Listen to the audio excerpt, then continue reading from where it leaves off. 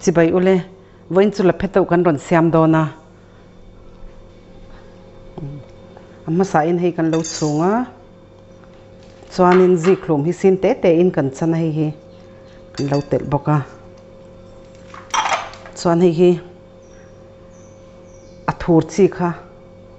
a khachi le thur chi ta Laphet a hianin hi thur chi kha ne hi kan lo tel don ani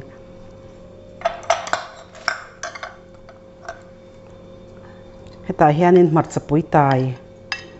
purun var purun sen dhania hi purun sen na ania chuanin henia hianin fish sauce hi katel don bokani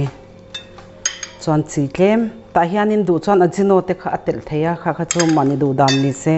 heta hian tel kan lei don ani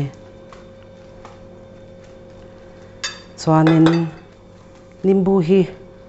kan sor dona adu lo tan chuanin atel lo thei tho ani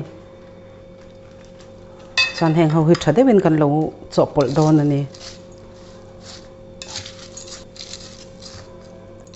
ta hian adu tan chuan tomato te kha atel theya kha chu mani du dan ni se tomato hi ke chu ti zop ma hi ka tel lu ka tel lo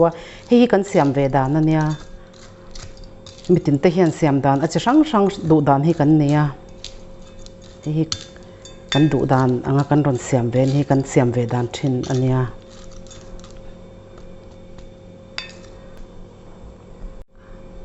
ti hian hi Laphet-thok chu kan lo siam zo to thain ti zong te ni chuan in lo siam ve don ania siam hi ol sam lu tuka atui box sia ka channel min lo thler saka wangin ka lo me